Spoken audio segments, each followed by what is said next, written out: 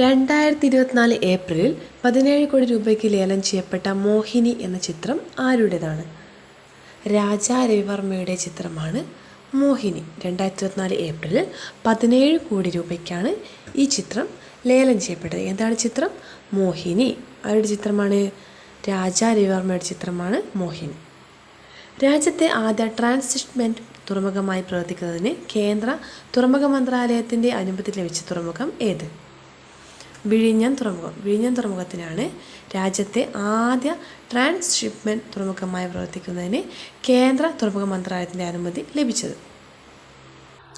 പാലക്കാടിന് പുറമെ തൃശ്ശൂരിലും ഉഷ്ണതരംഗം സ്ഥിരീകരിച്ചു. പാലക്കാടിന് പുറമെ തൃശ്ശൂരിലും ഉഷ്ണതരംഗം സ്ഥിരീകരിച്ചു. ഹരിത നോബൽ എന്നറിയപ്പെടുന്ന 2024 ഗോൾഡ് മാൻ എൻവയോൺമെൻറ്റൽ പ്രൈസിന് അർഹനായ ഇന്ത്യക്കാരൻ ആര്?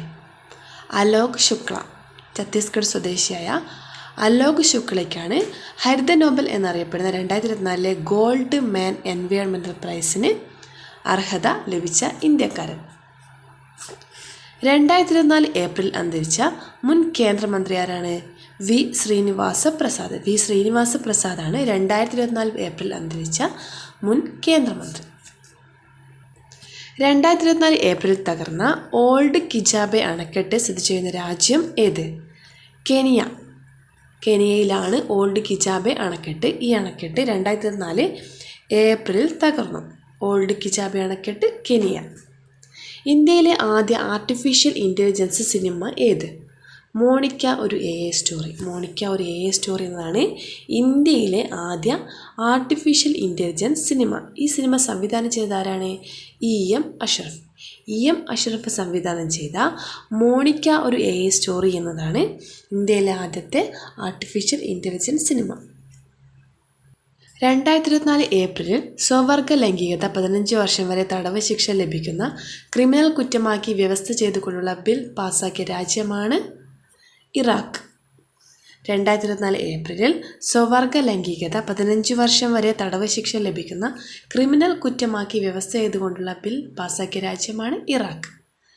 ചൈനയിൽ നടക്കുന്ന അമ്പെയ്ത്ത് ലോകകപ്പ് 1ാം സ്റ്റേജിൽ പുരുഷ റിക്കർവ് ടീമിൽ ഇനത്തിൽ സ്വർണം നേടിയ രാജ്യമാണ് ഇന്ത്യ. ഇന്ത്യക്കാണ് ചൈനയിൽ നടക്കുന്ന അമ്പെയ്ത്ത് ലോകകപ്പ് 1ാം സ്റ്റേജിൽ പുരുഷ റിക്കർവ് ടീമിനത്തിൽ സ്വർണം നേടിയത്.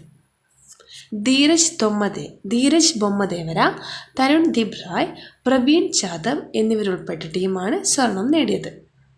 14 വർഷത്തിനു ശേഷമാണ് ഇന്ത്യൻ പുരുഷ ടീം സ്വർണം നേടുന്നത്. 14 വർഷത്തിന് ശേഷമാണ് ഇന്ത്യൻ പുരുഷ ടീം സ്വർണം നേടുന്നത്. ടീമിലുള്ള ആരൊക്കെയാണ്? ധീരജ് ബൊമ്മദേവര, തരുൺ ദീപ് റായ്, പ്രവീൺ ജാദവ്. ലോക നൃത്ത ദിനം എന്നാണ്? ഏപ്രിൽ 29. ഏപ്രിൽ 29 ലോക നൃത്ത ദിനം.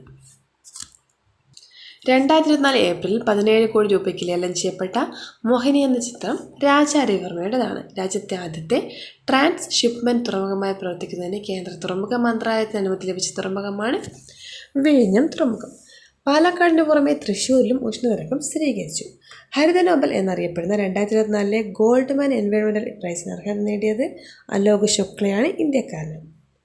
2024 ഏപ്രിൽ അന്തരിച്ച മുൻ കേന്ദ്രമന്ത്രിയാണ് വി ശ്രീനിവാസ പ്രസാദ്. 2024 ഏപ്രിൽ തകർന്ന ഓൾഡ് കിജാബെ അണക്കെട്ട് സ്ഥിതി ചെയ്യുന്നത് കെനിയയിലാണ്. ഇന്ത്യയിലെ ആദ്യത്തെ ആർട്ടിഫിഷ്യൽ ഇൻ്റലിജൻസ് സിനിമയാണ് മോണിക്ക ഒരു AI സ്റ്റോറി.